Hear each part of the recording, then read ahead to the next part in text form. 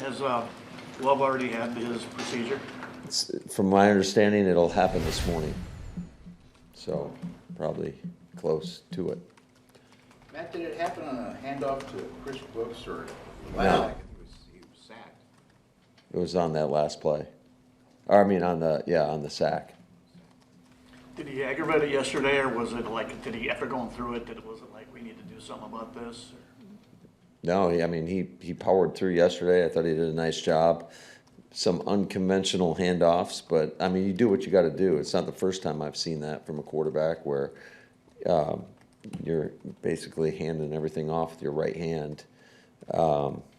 So, I thought he did a nice job yesterday, being able to get through everything. It wasn't a factor on like any of the snaps, whether it was gun or under center, because that was my initial concern, was that it's going to impact on how we do things, and seems to be okay. What was his level of pain or discomfort? Did he say anything about just how? You guys are going to have to ask him that. How does this impact the next week or two, as far as you got to get up to speed offensively, you got young receivers to incorporate and all that stuff? Yeah, I mean, but that's life in the National Football League. You got to adapt, you got to adjust, and we'll try to make the best of it. Just like I've said with many of our guys, you never want your guys, you don't want anybody to miss practice, whether it's a starter or a backup. It doesn't matter.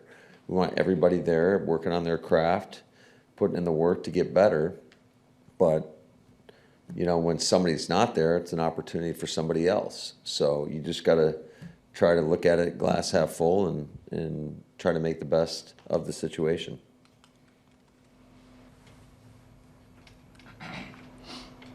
Matt, if you obviously dealt with Aaron breaking his thumb on his throwing hand in 22, how does the offhand affect a player, even if he has the surgery now and is better? How does it affect his performance? Well, if it limits you in your ability to go out there and perform the task at hand. And from what no pun intended there, from what I've been understanding, that it's a pretty relatively quick recovery. So hopefully we'll be able to get him back out in some capacity sometime next week to work on and work through, because I've never personally dealt with a situation like this. So there's going to be some learning curve along the way in terms of how do we adapt and how do we adjust.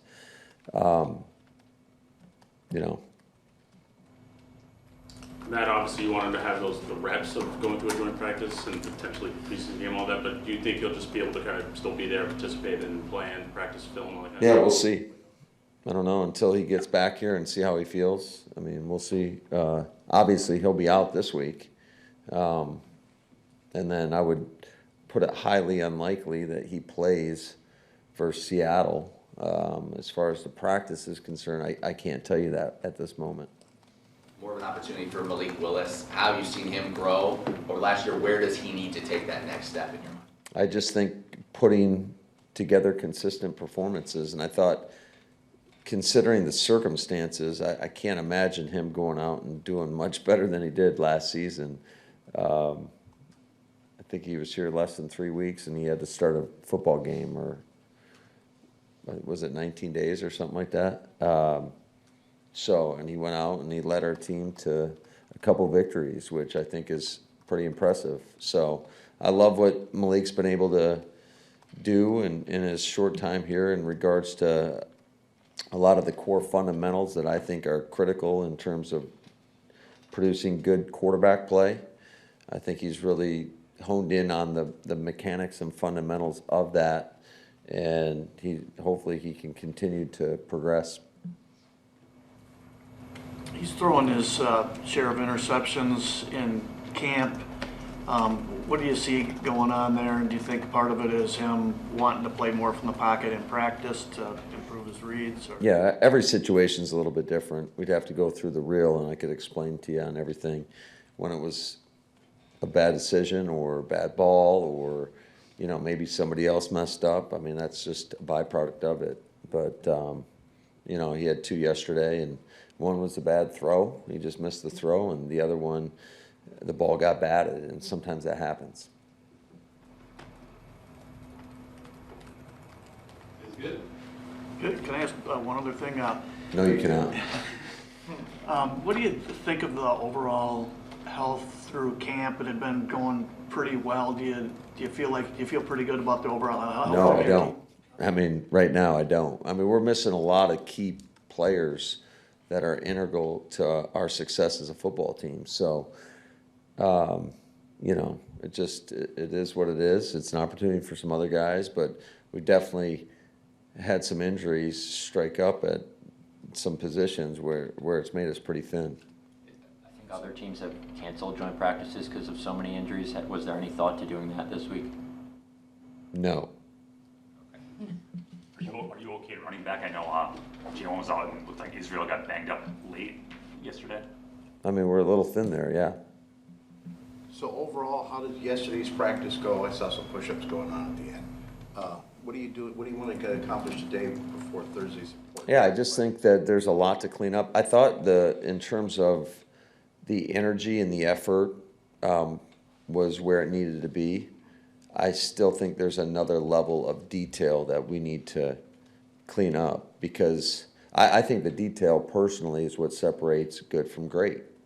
I mean, you can do the right assignment, but use a bad technique, or it's not just exactly the way you want it, and the play's gonna go to hell potentially. You know, it's all, the guys got to understand that detail is typically what separates in this league.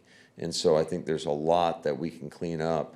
You know, it's a double-edged sword when we're out there at practice in regards to if the defense does well, the offense doesn't, and vice versa. And so you try to look at it, you know, take the positives from each. But I just think on both sides of the ball, there's some communication that absolutely needs to get cleaned up. And then there's some of the techniques that we got to continue to hone and get cleaned up before the start of the regular season, certainly.